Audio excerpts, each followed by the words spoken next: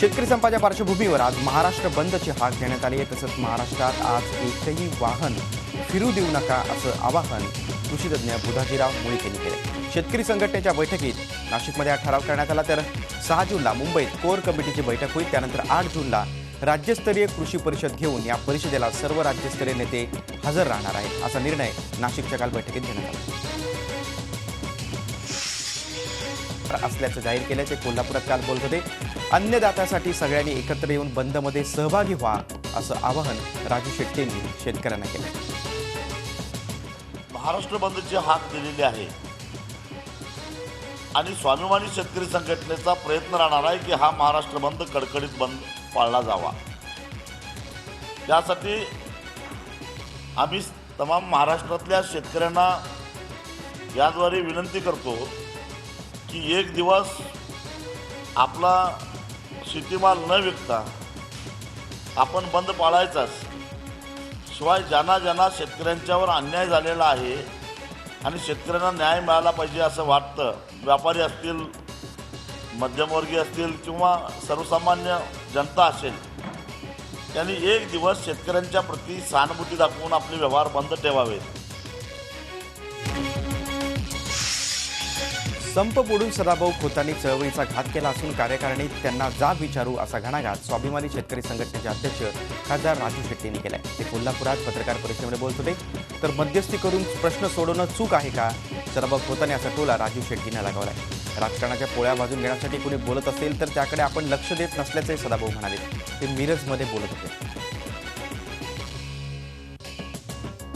सदाभाऊंनी हा संप मोडून काढण्यासाठी जी लुडबुड केली आहे त्याचं समर्थन स्वाभिमानीचा एकही कार्यकर्ता करत नाही आणि शेतकरी चळवळीचा घात करण्याचा प्रयत्न केल्याबद्दल सदाभाऊंना कार्यकारिणीसमोर बोलावून खुलासा विचारण्यात येईल।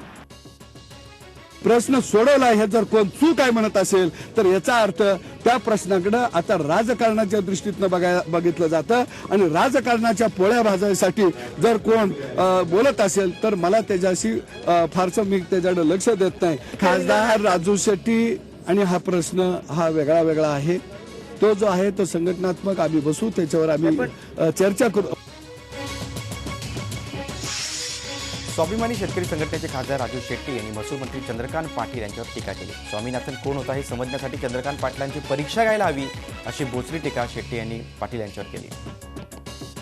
जो विषय आज देश पातळीवर चालू आहे, ज्याच्याबद्दल शेतकरी आक्रोश करतायत, तोच विषय जर महाराष्ट्रातल्या क्रमांक 2च्या मंत्र्याला माहिती नसेल तर ह्याला दुर्दैवाशिवाय दुसरं काय म्हणणार मी। मला वाटतं की एकदा त्यांची तोंडी परीक्षा घ्यावी आणि रंगराजन समिती म्हणजे काय, स्वामीनाथन समिती म्हणजे काय आणि वैद्यनाथन समिती म्हणजे काय, ह्या 3 वेगवेगळ्या समिती शेतीच्या संदर्भातल्या आहेत।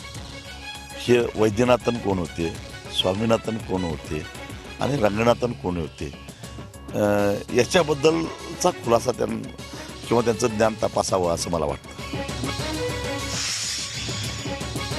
शेतकऱ्यांचा संप 5व्या दिवशी सुरूच आहे। आजच्या महाराष्ट्र बंदमध्ये अनेक गावांनी सहभाग घेण्याचा निर्णय घेतलाय। काल नगर जिल्ह्यात संपाला पाठिंबा कायम ठेवत शेकडो लिटर दूध पुन्हा रस्त्यावर ओतण्यात आलं। भाजीपाला देखील फेकण्यात आला। सरकारचा निषेध म्हणून संपाची ठिणगी पडलेल्या नगर जिल्ह्यातील पुणतांब्यात शेतकऱ्यांनी मुंडण आंदोलन केलं। नगर मनमाड रोडवरच्या चिंचोली फाटा इथे आंदोलन करण्यात आलं। सरकारचं धावं घालण्यात आलं। रवंदे वाकडीमध्ये सरकारची प्रतिकात्मक प्रेतयात्रा काढण्यात आली। गावात कडकडीत बंदही पाळण्यात आला। तर नगर जिल्ह्यातील कोळपेवाडीतला आठवडी बाजार देखील काल बंद होता। आंबी खालसामध्ये देखील सरकारची प्रतिकात्मक प्रेतयात्रा काढून सरकारचा निषेध करण्यात आला। नवी मुंबई कृषी उत्पन्न बाजार समितीमध्ये आज तब्बल 455 गाड्यांची आवक झाली। संप नसताना ही आवक 550 ते 600 गाड्यांची असते। एपीएमसीत आलेल्या 25% गाड्या या राज्यातील आहेत, तर 75% गाड्या इतर राज्यातून आल्यात। संपामुळे भाज्यांची आवक कमी झाल्यानं भाज्यांचे भाव गगनाला भिडले। मात्र आज गाड्यांची आवक वाढल्यानं बाजार समितीमध्ये भाज्यांचे भाव 50%हून खाली उतरले।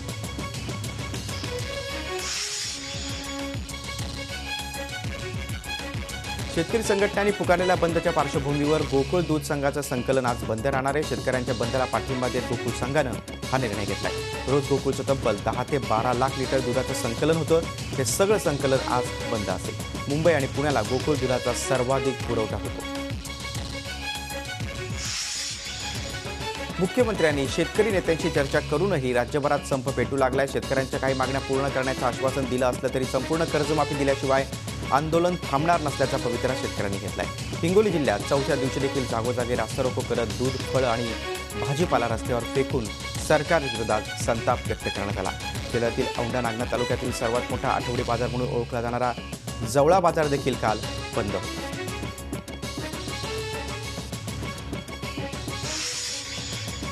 शेतकरी संपाला पाठिंबा म्हणून युवा सेनेच्या कार्यकर्त्यांनी उस्मानाबाद शहरातून जाणाऱ्या राष्ट्रीय महामार्गावर तासभर रास्ता रोको आंदोलन केलं. आंदोलकांमध्ये तरुणांचा मोठा सहभाग होता. पोलिसांनी हस्तक्षेप केल्यानंतर तुळजापूर उस्मानाबाद रस्त्यावरील खोळंबलेली वाहतूक सुरळीत झाली. दुसरीकडे शहरातील आठवडे बाजार बंदची हाक राष्ट्रवादीसह अनेक राजकीय पक्ष संघटनांनी दिली होती. बाजार बंदला संमिश्र प्रतिसाद मिळाला. आंदोलक कार्यकर्ते निघून गेल्यानंतर मात्र पुन्हा बाजारात किरकोळ प्रमाणात विक्री सुरू झाली. सांगलीत कृषीमंत्री सदाभाऊ खोत यांची मुलाखत घेण्यासाठी आलेल्या वृत्तवाहिन्यांच्या पत्रकारांना मिरज ठाण्याचे पोलीस निरीक्षक सदाशिव शेलार यांनी धक्काबुक्की केली. कोणाची परवानगी घेऊन आला तुम्ही, मुलाखत घ्यायची नाही असं सांगत पोलीस निरीक्षक शेलार यांनी पत्रकारांना धक्काबुक्की केली. पत्रकारांना धक्काबुक्की करणाऱ्या शेलार यांचा सांगली जिल्हा पत्रकार हल्ला विरोधी कृती समितीच्या वतीनं निषेध करण्यात आलाय.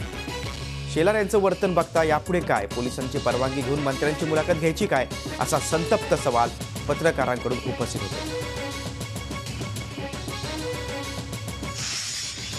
राज्यातील शेतकऱ्यांनी कर्जमाफीसाठी सुरू केलेला संप हे सरकारचं इतिहासातलं मोठं अपयश असल्याची टीका माजी उपमुख्यमंत्री अजित पवार यांनी केली. वेगवेगळ्या प्रकारच्या आंदोलनात फूट पाडण्यात भाजपचा हातखंडा असून आताही तोच प्रयत्न होत असल्याचा आरोप अजित पवार यांनी केला. जनतेचा सरकारवरील विश्वास उडाल्याचे ते म्हणाले.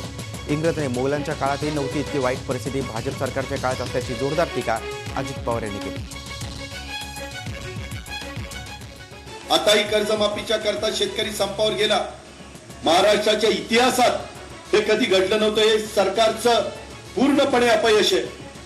सरकारवरचा विश्वास शेतकरी वर्गाचा उडालेला आहे. आणि मी अनेकदा सांगायचो, हे सरकार शेतकरी विरोधी सरकार. गरज पडली तर अन्नधान्याची आयात करू असं भाजपचे प्रवक्ते माधव भंडारी, आयात करू म्हणजे किती गुरमीची भाषा. काही राजकीय पक्ष आपली राजकीय पोळी भाजण्यासाठी शेतकरी संप सुरूच ठेवण्याचा प्रयत्न करत असल्याचा आरोप शिक्षण मंत्री विनोद तावडे यांनी केलाय. शेतकऱ्यांच्या हितासाठी फडणवीस सरकार काम करतंय. शेतकऱ्यांच्या काही मागण्या असतील तर त्यांनी चर्चेसाठी पुढे यावं असंही आवाहन तावडे यांनी केलंय. माजी केंद्रीय कृषी मंत्री शरद पवार यांनी फडणवीस सरकार विरोधात केलेल्या टीकेचा तावडे यांनी खरपूस समाचार घेतला. ज्या भावना होत्या, ज्या शेतकऱ्यांच्या मागण्या होत्या त्या पूर्ण झाल्या. आता काही राजकीय पक्ष हे आंदोलन पुढे चालू ठेवण्याचा प्रयत्न करत आहेत. त्यांना शेतकऱ्यांच्या हितापेक्षा आपली राजकीय पोळी भाजायची आहे असं आहे. जे प्रामाणिक शेतकरी अजूनही त्यांचं काही म्हणणं असेल तर त्यांनी माननीय मुख्यमंत्री कृषीमंत्र्यांचा संवाद साधावा. सरकार भारतीय जनता पक्षाचं हे शेतकऱ्यांना पूरकच काम करणारं सरकार आहे. शेतकऱ्यांच्या भावना जाणणारं हे सरकार आहे. त्यामुळे चर्चेने हा प्रश्न नक्की सुटू शकतो. शेतकरी संपादरम्यान शिर्डीतील विमानतळ रोडवर गुटखा घेऊन जाणारा ट्रक शेतकऱ्यांनी पकडून दिला. संपादरम्यान शेतकरी गाड्या अडवत होते त्यावेळी एका आयशरमध्ये गुटखा वाहून नेला जात असल्याचं शेतकऱ्यांच्या लक्षात आलं. तातडीनं पोलिसांना याची माहिती देण्यात आली. त्यानंतर पोलीस घटनास्थळी दाखल झाले आणि ट्रक ताब्यात घेतला.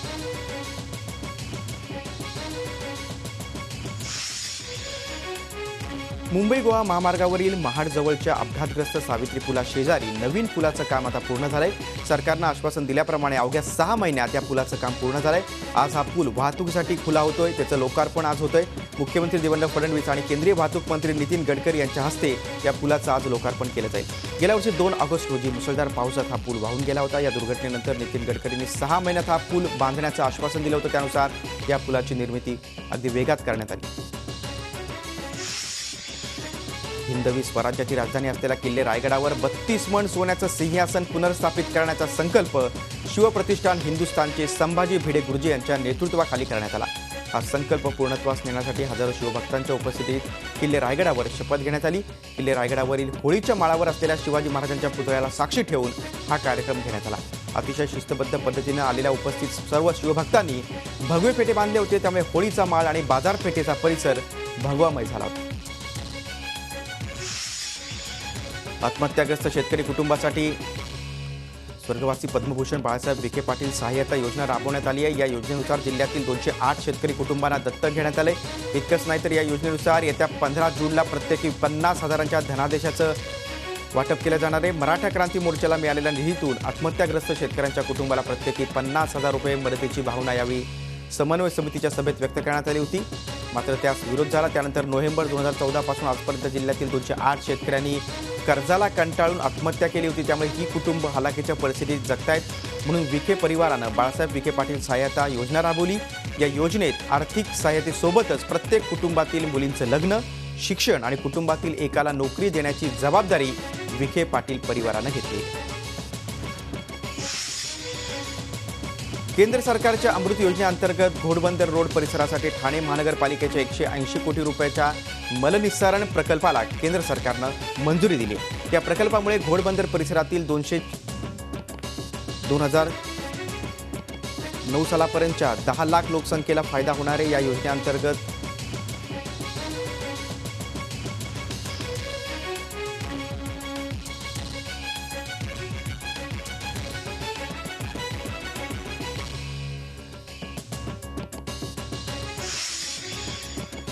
महाराष्ट्रातील काही भागात पुढील 24 तासात मुसळधार पाऊस पडण्याची शक्यता कुलाबा वेधशाळेने व्यक्त केली। मध्य महाराष्ट्र, मराठवाड्यातील काही भागात मुसळधार पावसाची शक्यता आहे। तसंच मध्य महाराष्ट्रात सोसाट्याच्या वाऱ्यासह मुसळधार पाऊस पडेल असा अंदाज कुलाबा वेधशाळेने वर्तवला। नाशिक जिल्ह्यातील बहुतांशी तालुक्यात मान्सूनपूर्व पावसाने दमदार हजेरी लावली आहे। काही तालुक्यात गारपीट झाली। वादळी वाऱ्याने विजांच्या कडकडाटासह झालेल्या पावसामुळे वीज पडून काही जणांचा मृत्यू झाला तर 2 जण जखमी झाले। त्यात 14 जनावरांचाही मृत्यू झालाय। मुसळधार पावसामुळे घरांची पडझड झाली आहे। याचा सर्वात मोठा फटका जिल्ह्यातील मालेगाव तालुक्याला बसलाय। त्या ठिकाणी 45 मिलीमीटर पावसाची नोंद झाली आहे। शहरात जिल्हाधिकारी कार्यालयातील तहसीलदार कार्यालयाजवळ बहुतांशी भाग पाण्याखाली गेला होता। केंद्रीय स्तरावरील कार्यालयात कर्मचारी भरती करणाऱ्या स्टाफ सिलेक्शन कमिशनच्या परीक्षा घेण्याचा विचार आयोगाला पडलाय। नाशिकच्या पेठे विद्यालयात परीक्षा घेण्यात येणार होती। त्या पार्श्वभूमीवर राज्यातून दूरवरून या केंद्रावर परीक्षा देण्यासाठी विद्यार्थी आले होते। मात्र परीक्षास्थळी कुणीही नसल्यानं विद्यार्थ्यांचा हिरमोड झाला आणि त्यांना तिथं आल्यानंतर कळालं की परीक्षा रद्द झाली। तोतया पोलीस बनून अवैध दारू विक्री करणाऱ्यांना लाखोंचा गंडा घालणाऱ्या टोळीला सावली पोलिसांनी गजाआड केलाय। विशेष बाब म्हणजे अटक करण्यात आलेले आरोपी हे मानवाधिकार संघटना गडचिरोलीचे सदस्य आहेत। रुद्रापूरच्या एका अवैध दारू विक्री करणाऱ्या महिलेनं सावली पोलीस स्टेशनला तक्रार दाखल केल्यानंतर हा सगळा प्रकार उघडकीस आला। चंद्रपूरच्या पोलीस अधीक्षक नियती ठकार यांनी नुकताच कार्यभार हाती घेतलाय। चंद्रपूरकरांना त्यांची अद्याप पुरती ओळख देखील झाली नाही। याचाच फायदा घेत ती टोळी अवैध दारू विक्री करणाऱ्यांना गंडवण्याचा प्रयत्न करत होती। अत्यंत दुर्लक्षित मात्र अत्यंत महत्त्वाचा प्रदेश म्हणजे बलुचिस्तान। या प्रदेशावर आणि येथील परिस्थितीवर प्रकाश टाकणाऱ्या संघर्ष बलुचिस्तानचा या पुस्तकाचं प्रकाशन पुण्यात करण्यात आलं। अरविंद गोखले यांनी लिहिलेल्या या पुस्तकाचं प्रकाशन झी 24 तासचे मुख्य संपादक डॉक्टर उदय निरगुडकर यांच्या हस्ते करण्यात आलं। आपल्याकडे कोणत्याही देशाचा भूगोल, राजकारणात आणि ऐतिहासिक कंगोरे सांगणारी अनेक पुस्तकं आहेत। मात्र जिओ पॉलिटिकल अशा असणाऱ्या बलुचिस्तानवर तितकंसं साहित्य नाही। मात्र या पुस्तकामुळे ही उणीव भरली गेली असल्याची भावना डॉक्टर उदय निरगुडकर यांनी यावेळी व्यक्त केली। बेळगावच्या शिवगंगा क्लबनं स्केटिंगचा नवा विश्वविक्रम रचला। या क्लबनं आंतरराष्ट्रीय स्केटिंग रिंगवर तब्बल 51 तास 10 मिनिटं स्केटलॉक नॉनस्टॉप स्केटिंग रिले करत नवा विश्वविक्रम केलाय। या विश्वविक्रमात देशभरातील 425 स्केटिंगपटू सहभागी झाले होते। या स्केटिंगपटूने शिवगंगा रिंगच्या 200 मीटर ट्रॅकच्या तब्बल 4082 फेऱ्या पूर्ण करत 813 किलोमीटर अंतर 51 तास 10 मिनिटात पूर्ण केलं। यावेळी India book of records, India book of amateur, आशिया book of record, India book of record आणि unique world book of record आणि लिम्का बुक ऑफ रेकॉर्डच्या वतीनं शिवगंगा क्लबच्या अध्यक्षा ज्योती चिंडक यांना प्रमाणपत्र देण्यात आलं।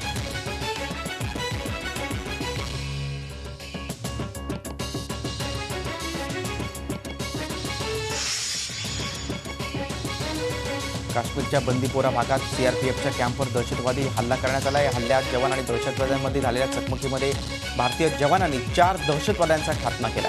दहशतवाद्यांनी सीआरपीएफच्या 45व्या बटालियनच्या कॅम्पला लक्ष्य केलं होतं। मात्र जवानांनी प्रत्युत्तरादाखल केलेल्या गोळीबारात 4 दहशतवादी ठार झाले। दरम्यान लष्करानं आजूबाजूच्या परिसरात शोध मोहीम सुरू केली।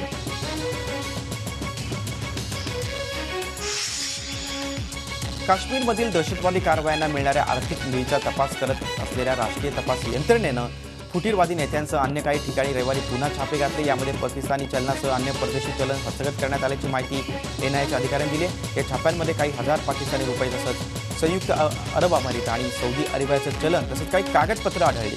ही सर्व कागदपत्रं जप्त करण्यात आल्याची माहिती एनआयएच्या प्रवक्त्याने दिली आहे. यात सय्यद अली शाह गिलानी यांच्या नेतृत्वाखाली तेहरीक ए हुरियतचा प्रवक्ता अयाज अकबर याच्या घरी देखील छापे घालण्यात आले. भारत पाकिस्तान सीमेवरून होणाऱ्या व्यापारातील घोटाळ्यात सहभागी असल्याचा संशय असलेल्या एका इस्रो आज GSLV Mark 3 या संपूर्ण भारतीय बनावटीचा उपग्रह प्रक्षेपकाचं प्रक्षेपण करेल. या प्रक्षेपकाद्वारे GSAT-19 हा दळणवळण उपग्रह अवकाशात पाठवण्यात येईल. या प्रक्षेपकाद्वारे भविष्यात भारतीय अंतराळवीरांना भारतातूनच उपग्रह अंतराळात पाठवणं शक्य होईल. भारतात 2.5 टनापेक्षा अधिक वजनाचे संपर्क यंत्रणा उपग्रह अवकाशात सोडण्यासाठी परदेशी जावं लागत होतं. GSLV Mark 3 मुळे आता आपल्याला 4 टन वजनाचा उपग्रह अवकाशात पाठवणं शक्य होईल. त्यामुळे भारत या क्षेत्रात स्वयंपूर्ण होईल. तसंच परदेशी ग्राहकांनाही भारत आपल्याकडे आकर्षित करू शकेल. लंडनमध्ये दहशतवादी हल्ल्याची जबाबदारी आयसिसनं घेतली आहे. हल्ल्यात 7 जणांना जीव गमवावा लागला तर 48 जण जखमी झालेत. लंडन ब्रिजवरून चालणाऱ्या पादचाऱ्यांना एका व्हॅन चालकानं उडवलं होतं.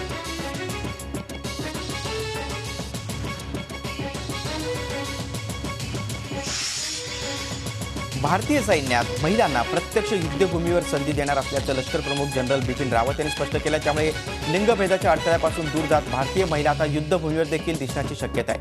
पुरुषांचं वर्चस्व असणारे क्षेत्र वेगानं बदलत असून सैन्याच्या पोलीस दलात महिलांची भरती करण्याचा निर्णय घेण्यात आला आहे. सध्या सैन्यामध्ये वैद्यकीय, कायदा, शिक्षण आणि इंजिनिअरिंग क्षेत्रात महिला मोठ्या प्रमाणात कार्यरत आहेत. झी 24 तास रहा एक पाऊल पुढे.